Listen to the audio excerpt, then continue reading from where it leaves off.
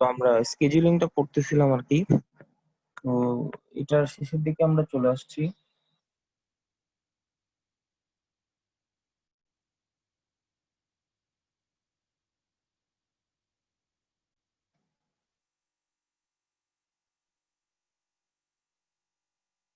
তো আমরা priority scheduling এর প্রথম প্রায়োরিটিটা দেখছিলাম আর কি,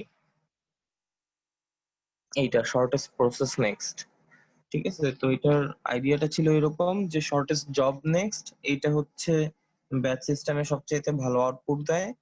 তো আমরা হচ্ছে ইন্টারঅ্যাক্টিভ সিস্টেমের জন্য এইটার একটা ইন্টারঅ্যাক্টিভ ভার্সন চিন্তা করছিলাম। ঠিক আছে, সেটা হচ্ছে শর্টেস্ট প্রসেস নেক্সট। তো এটা হচ্ছে প্রায়োরিটি স্কেডিউলিং 1। তো নেক্সট যেটা দিয়ে আজকে আমরা শুরু করব সেটা হচ্ছে প্রায়োরিটি স্কেডিউলিং 2। সেটা হলো গ্যারান্টিড স্কেডিউল।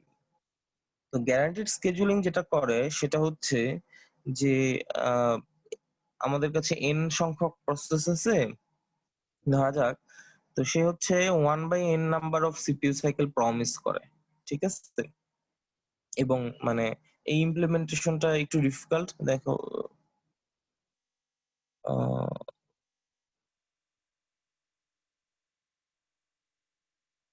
তো যেটা বলতেছিলাম, এই ইমপ্লিমেন্টেশনটা হচ্ছে একটু ডিফিকাল্ট।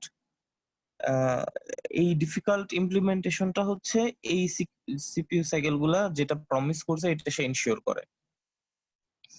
তো এটা কিরকম করে করে, এটা হচ্ছে প্রত্যেকটা প্রসেসের জন্য একটা রেশিও আমরা মেনটেন করি। ঠিক আছে, তো রেশিওটা কি যে আহ, কতটুকু টাইম সে পাইছে ভাগ কতটুকু টাইম পাওয়ার কথা।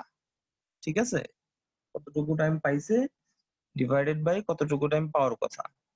কেমন, মনে করো যে তোমার আহ 10 সেকেন্ড টাইম সোফার, মনে করো তো প্রসেসটা ক্রিয়েট করা হয়েছিল, তারপর থেকে এই পর্যন্ত এই প্রসেসটার 10 সেকেন্ড ধরে চলার কথা, সে চলছে 9 সেকেন্ড ধরে। তার মানে কি, তার মানে সে 90% অফ তার টার্গেট ফুলফিল করতে পারছে, বা আমরা তাকে যে প্রমিস করছিলাম তার 90% আমরা রাখতে পারছি।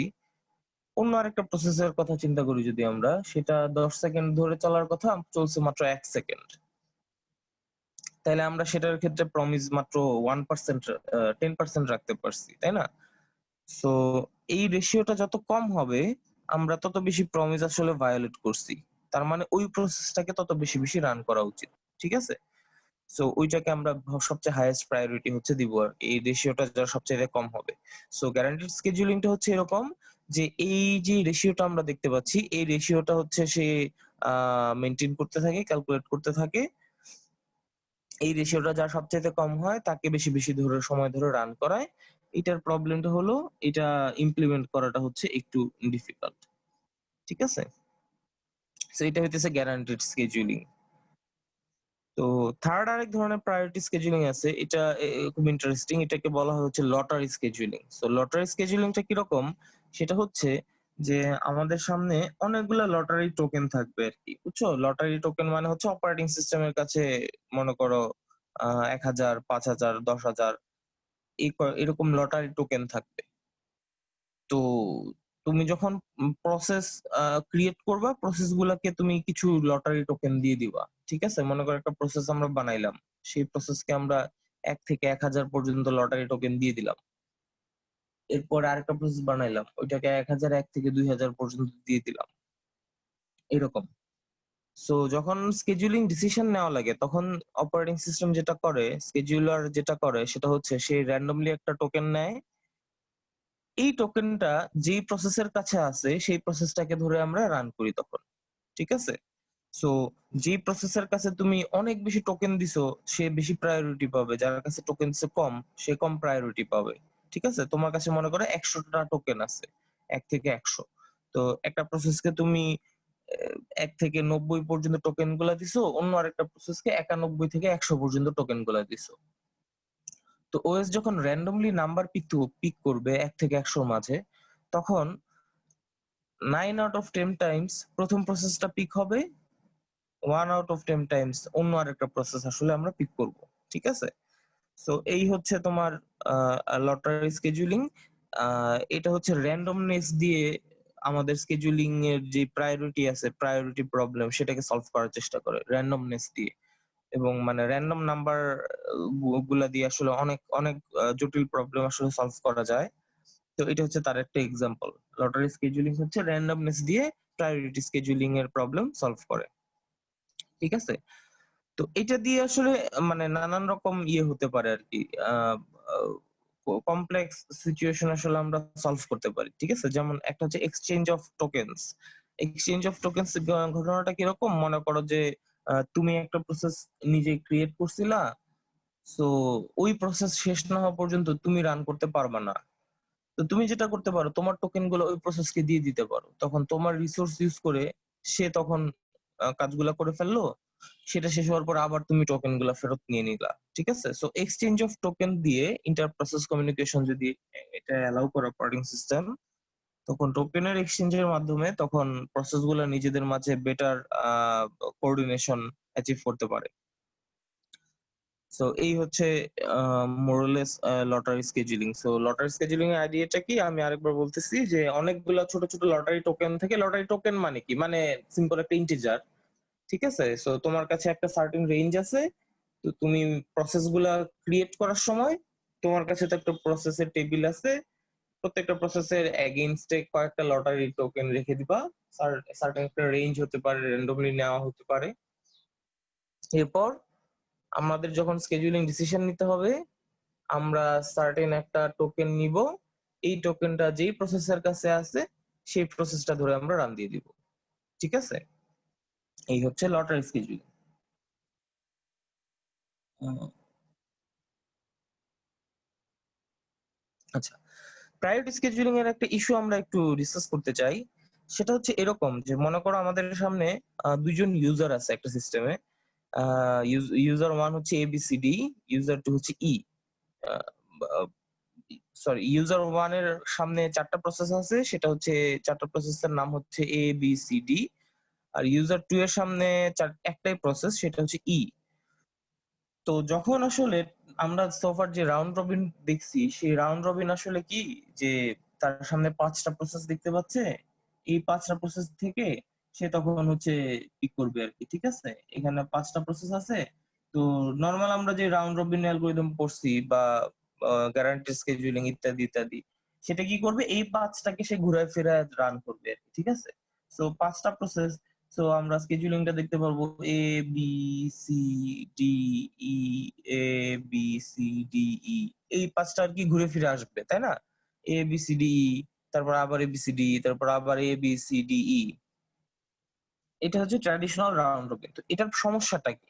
সমস্যাটা হচ্ছে যে আমরা এই যে স্কেডিউলটা দেখলাম, এই স্কেডিউল এটার মধ্যে ৪ টা প্রসেস হচ্ছে ইউজার 1 এর। ঠিক আছে? ৪ টা প্রসেস হচ্ছে ইউজার 1 এর। এই ABCD যে ৪ টা প্রসেস, এই ৪ টা প্রসেস হইলো ইউজার 1 এর। ঠিক আছে? সো ১০ ইউনিট টাইমের মাঝে ৮ ইউনিট টাইম কিন্তু ইউজার 1 ইউজ করতেছে। আর মাত্র ২ uh unit time user 2 use করতেছে। সো ইউজার 1 সে বেসিক্যালি 80% অফ দ্যা টাইম নিয়ে নিবে।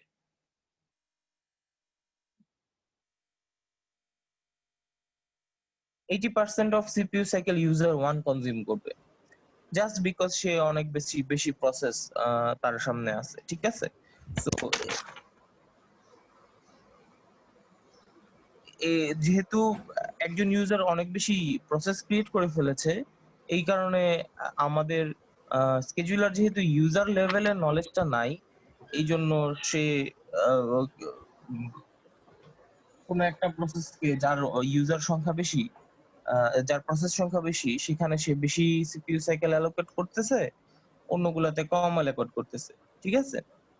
তো যখন আমরা ফেয়ার শেয়ার এনশিওর করি, আ ইস্যুটা হচ্ছে এটা এনশিওরিং ফেয়ার শেয়ার যেটা আমরা লেফট সাইডে দেখতে পাচ্ছি। ফেয়ার শেয়ার যদি আমরা আ ইমপ্লিমেন্ট করার চেষ্টা করি তখন যেটা হবে সেটা হচ্ছে ইউজার 1 আর ইউজার 2 সমান সংখ্যক সময় পাবে আরকি। ঠিক আছে? সো তখন একটা পসিবল scheduling এরকম হতে পারে। উ ১ম এ ইউজার 1 এর A, তারপর ইউজার 2 এর E, তারপর ইউজার 1 এর B, তারপর ইউজার 2 এর E, তারপর ইউজার 1 এর সি, তারপর ইউজার 2 এর ই এন্ড সো অন। ঠিক আছে? So A E B E C E D E and then the cycle repeats. সো এটা হচ্ছে একটা ইস্যু।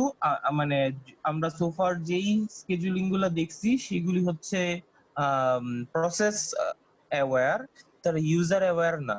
সো যেহেতু ইউজার অ্যাওয়্যার না, এই কারণে এমন হতে পারে যে যেই ইউজারের প্রসেস সংখ্যা বেশি সেগুলাতে আমরা বেশি বেশি সিপিইউ সাইকেল দিয়ে দিচ্ছি, যেটা এনশিওর করার জন্য এরকম ইউজার অ্যাওয়্যার সিস্টেম বা ইউজার অ্যাওয়্যার বুদ্ধিশুদ্ধি হয়তো স্কেজুলারের মাথায় থাকতে হবে।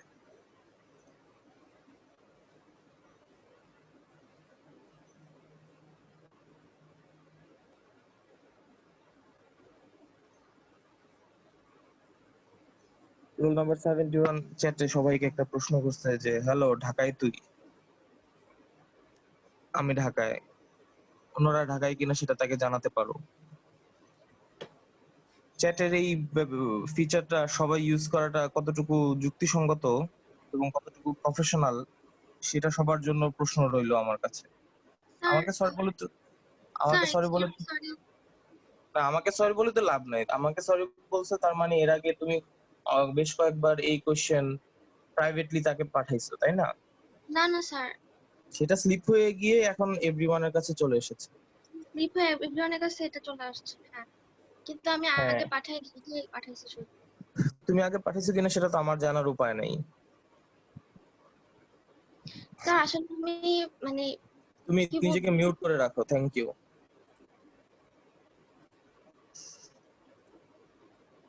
তো আমরা রিয়েল টাইম সিস্টেমের স্কেজুলিং কি রকম সেটা নেক্সট দেখবো। এইখানে তিনটা এক্সাম্পল দেখানো আছে। এই তিনটা আসলে তিনটা example of 3 real time systems. So first সিস্টেমটা হচ্ছে এরকম যে পেশেন্ট মনিটরিং, একজন পেশেন্টের হার্ট রেট তুমি মনিটর করছো, কেমন? একজন পেশেন্টের হার্ট রেট যদি মনিটর করো, তো মানে বিষয়টা এরকম যে তার যে হার্ট রেট তুমি পাচ্ছ সেটা লাইভ তখন স্ক্রিনে দেখাইতে হবে। তো ডেটা তো জেনারেট হচ্ছে, তো সেটা তো মিস করা যাবে না। ঠিক আছে, এটা একটা রিয়েল টাইম সিস্টেম। যেমন প্লেনের অটো পাইলট, প্লেনের অটো পাইলট তাকে কি করতে হয়, মনে করো একটা প্লেন উড়ে যাচ্ছে, সামনে কিছু পাখি দেখতে পেলো আর কি। প্লেনের মধ্যে নানা রকম সেন্সর আছে, ক্যামেরা আছে, কিছু পাখি উড়ে যাচ্ছে সে দেখতে পেলো, তাহলে প্লেনটাকে একটু ডানে বা বামে কাত করে ওগুলো অ্যাভয়েড করতে হবে বা কিছু একটা। ঠিক আছে, So, এই অটো পাইলট, তারপর পেশেন্ট মনিটরিং, এই জিনিসপত্রগুলো এগুলি হচ্ছে নানান রকম রিয়েল টাইম সিস্টেম। যেমন এনভায়রনমেন্ট মনিটরিং, এনভায়রনমেন্ট থেকে তুমি টেম্পারেচার, তারপর হচ্ছে হিউমিডিটি, এগুলি তুমি ধরো কালেক্ট করলা, তো করে কোথাও রেকর্ড করে তুমি লাইভ শো করবা। একই রকম পেশেন্ট মনিটরিং এর মতো এটাও আসলে একটা রিয়েল টাইম সিস্টেম, তাই না? এগুলি হচ্ছে সাম examples of real time system. Real time সিস্টেমে যে ঘটনাটা হয় সেটা হচ্ছে রিয়েল টাইম সিস্টেমে টাইম খুব ক্রুশিয়াল একটা রোল প্লে করে। Time is crucial. So time আসলে কেন একটা ক্রুশিয়াল রোল প্লে করে, এটার কারণ হচ্ছে যে পেশেন্টকে মনিটর করতেছো, তো ওর হার্ট রেট মনে করো নরমাল নরমাল, হঠাৎ করে একটা স্পাইক দেয়, হঠাৎ করে একটু বেড়ে যায় আবার কমে যায়। তো তুমি যে এই যে বেড়ে গেল আবার নরমাল হয়ে আসলো, এই যে বেড়ে গেছে, এটা তোমাকে ডিটেক্ট করতে হবে, তাই না? এটা এটা যদি তুমি মিস করো সামহাও, তাইলে কিন্তু ইউ আর ইন ট্রাবল। তাইলে তুমি হয়তো নট ইন ট্রাবল, কিন্তু যে patient say in trouble. So time হচ্ছে ক্রুশিয়াল। এবং মানে আগে আমরা দেখছিলাম রিয়েল টাইম সিস্টেম গুলো হচ্ছে ডেডলাইন ড্রিভেন হয়। তো এই যে ডেটাটা জেনারেট করতেছে রিয়েল টাইম সিস্টেম, সেই ডেটাটা প্রসেস করার জন্য তোমার সামনে একটা ছোট্ট টাইম থাকে, যেটাকে আমরা বলি ডেল্টা টি থিওরিটিক্যালি। সো রিয়েল টাইম সিস্টেমের মাঝে এই যে ডেল্টা টিটা সেটা বেশ ক্রুশিয়াল, ডেডলাইনটা খুব ক্রুশিয়াল। ঠিক আছে, যার মেসেজ আসছে সে নিজেকে মিউট করো। সো রিয়েল টাইম সিস্টেমে টাইম খুব ক্রুশিয়াল একটা রোল প্লে করে। এটা গেল। তো এবং মানে একটা বিষয় হলো যে এখানে আমাদের যে ডেডলাইন আছে সেই ডেডলাইনের মাঝে আমাদের কাজটা করতে হবে। এবং আমরা যদি ডেডলাইনের মাঝে না করতে পারি তাইলে আসলে কারেক্ট কাজ করে লাভ নাই। ঠিক আছে, যেমন এই যে অটো পাইলট, এই অটো পাইলটের যে এক্সাম্পলটা দেখা যাচ্ছে, এটার কথা যদি আমরা চিন্তা করি, মনে করো যে প্লেন অটো পাইলটকে প্লেনটা নিচের দিকে নিয়ে আমায় ল্যান্ড করার কথা এখন, ঠিক আছে? বা আকাশে উঠতেছে সার্টেন একটা অল্টিটিউডে, সামনে মেঘ আছে, দেখে তার কিছু একটা করার কথা, তো সেটা সে করছে 5 মিনিট পর। তো ততক্ষণে তো আসলে প্লেন অ্যাক্সিডেন্ট করে মানুষজন মরে টরে যাইতে পারে, তাই না?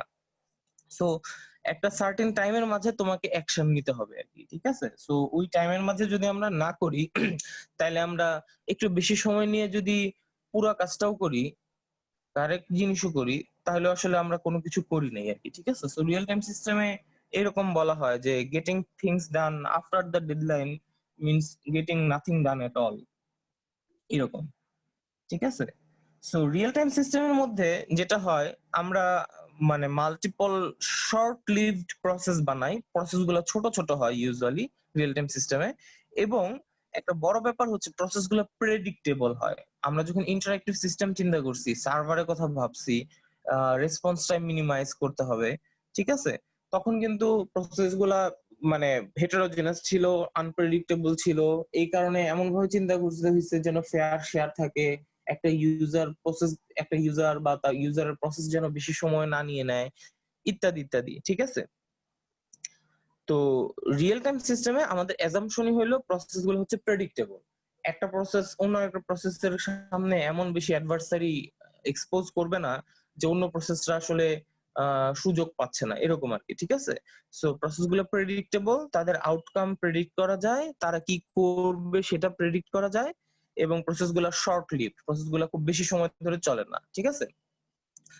তো যদি এরকম হয়, এটা জাস্ট ছোট একটা ম্যাথ, সেটা হচ্ছে যে প্রসেস গুলা পিরিয়ড হচ্ছে পিআই, মানে এগুলো হচ্ছে পিরিয়ডিক্যালি তোমাকে ডেটা নিয়ে তারপরে কাজ করতে হয়। ঠিক আছে?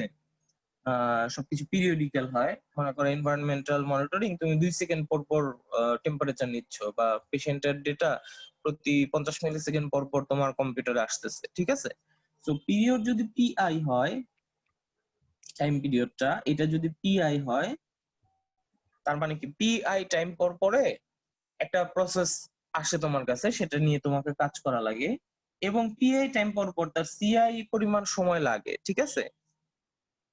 প্রতি পিরিয়ডে তার সিআই পরিমাণ সময় দরকার হয়। ঠিক আছে? সো পিআই পর পর সিআই লাগে, ব্যাপারটা এমন না। পিআই পিরিয়ডের মাঝে সিআই পরিমাণ সিপিইউ সাইকেল আমাদেরকে দিতে হবে। ঠিক আছে? সিআই পরিমাণ সিপিইউ টাইম আমাকে তাকে অ্যালোকেট করতে হবে। এই। তো তাইলে বিষয়টা হচ্ছে এরকম যে মনে করো যে কোন একটা প্রসেস তার জন্য টাইম পিরিয়ডটা হচ্ছে আ টাইম পিরিয়ডটা হচ্ছে 100 মিলি সেকেন্ড, এবং সময়টা হচ্ছে 100 মিলি সেকেন্ড। ঠিক আছে? সো তাইলে চিন্তা করো যে আমাদের সামনে একটা প্রসেস আছে। সেই প্রসেসটার পিরিয়ড হচ্ছে 100 মিলি সেকেন্ড, এবং এই 100 মিলি সেকেন্ড পর ও যে আসলো, তখন 100 মিলি সেকেন্ড পর হচ্ছে এই প্রসেসটা স্পন হইলো। তখন এই প্রসেসটা তোমাকে চালাইতে হবে। এটা চলার জন্য ডান দিকের সিআই মানে 100 মিলি সেকেন্ড সময় তার লাগে। ঠিক আছে? সো এই 100 মিলি সেকেন্ড যে চলে গেল, তুমি কম্পিউটেশন দিলা, এরপর কিন্তু আবার 100 মিলি সেকেন্ড পর তার নতুন পিরিয়ড শুরু হয়ে যাবে, এবং ইমিডিয়েট পর তাকে আবার আমাদের চালাইতে হবে। ঠিক আছে?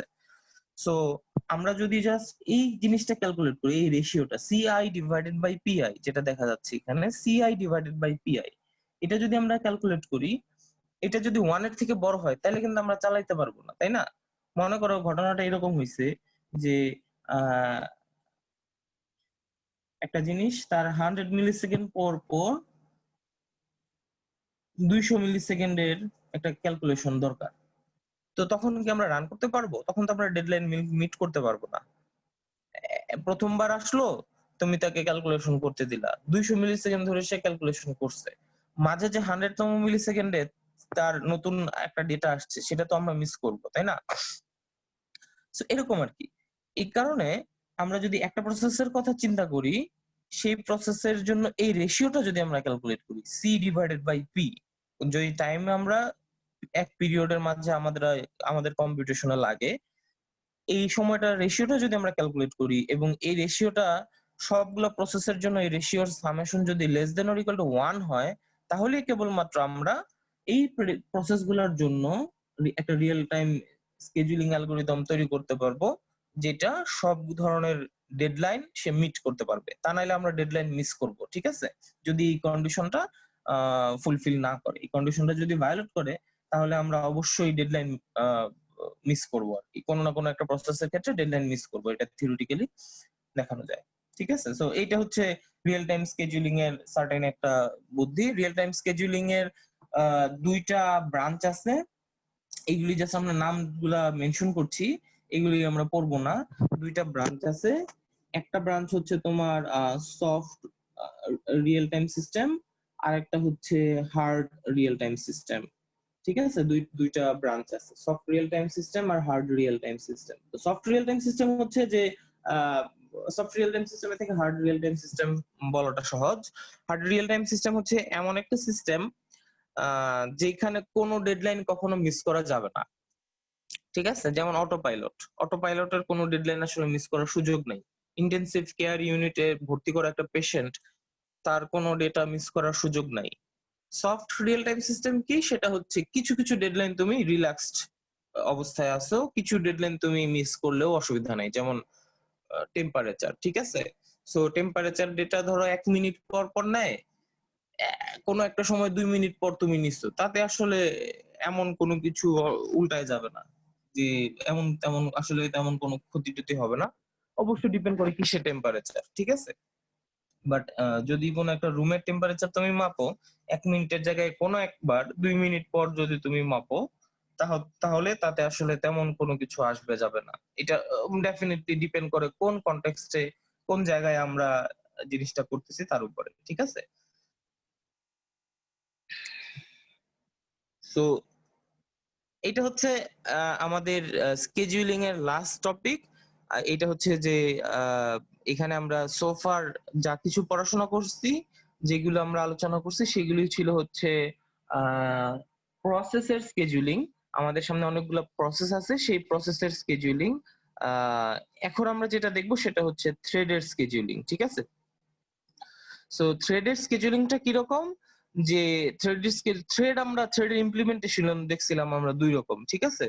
সো থ্রেডের ইমপ্লিমেন্টেশনটা আমরা দেখছিলাম দুই রকম, একটা হচ্ছে ইউজার লেভেল থ্রেড আর একটা হচ্ছে কার্নেল লেভেল থ্রেড। তো থ্রেডের স্কেডিউলিং এর ইমপ্লিমেন্টেশন আসলে তাইলে দুই রকম হবে। এক, যদি হচ্ছে ইউজার লেভেলের থ্রেড আমরা ইমপ্লিমেন্ট করি, তখন থ্রেডের স্কেডিউলিং একরকম হবে, কার্নেল লেভেলে করলে অন্যরকম হবে, এই আর কি, ঠিক আছে? সো আমরা যদি ইউজার লেভেল থ্রেডটা চিন্তা করি, ইউজার লেভেল থ্রেডে পিকচারটাই ছিল এরকম যে kernel is unaware of threads, kernel thread গুলাকে চিনে না, ঠিক আছে? So এখানে বিষয়টা হচ্ছে এরকম যে আহ, আমরা এখানে হচ্ছে আমরা এই নিচের দিকে হচ্ছে আমরা কার্নেল লেভেল দেখতে পাচ্ছি, কার্নেল স্পেস, আর উপরের দিকে হচ্ছে এইটুকু হচ্ছে ইউজার স্পেস, ঠিক আছে? উপর দিকে এটুকু হচ্ছে ইউজার স্পেস। তো কার্নেল স্পেসের মাঝে থ্রেডের কোনো অস্তিত্ব নাই। কার্নেল হচ্ছে প্রসেস গুলাকে স্কেডিউল করে। সো কার্নেল কোনো একটা প্রসেসকে স্কেডিউল করলো, তখন যেটা হবে যে ওই প্রসেসের ইমপ্লিমেন্টেশনটা আমরা একটা রান টাইম সিস্টেম দিয়ে করি, তাই না? একটা রান টাইম সিস্টেম এই প্রসেসটাকে ইমপ্লিমেন্ট করে। এই রান টাইম সিস্টেম তখন এই রান টাইম সিস্টেমটাই তো প্রসেসটাকে ইমপ্লিমেন্ট করছে, প্রসেসের মাঝে থ্রেড গুলাকে ইমপ্লিমেন্ট করছে। এই রান টাইম সিস্টেম তখন থ্রেড গুলার মাঝে স্কেজুলিং করে, ঠিক আছে? এই যে রান টাইম সিস্টেম আছে, সেই রান টাইম সিস্টেম তার সামনেকার কোনো একটা থ্রেড কে নিয়ে তখন সে চালায়, ঠিক আছে? সো যদি এরকম হয় যে কার্নেল এই প্রসেসটাকে 100 মিলি সেকেন্ড টাইম দিছে, তখন এই রান টাইম সিস্টেম এই তিনটা প্রসেসের মাঝে তখন হয়তো ঘুরাই ফিরা এটাকে 20 মিলি সেকেন্ড, এটাকে 20 মিলি সেকেন্ড, এটাকে 20 মিলি সেকেন্ড, ইত্যাদি ইত্যাদি সময় দিল।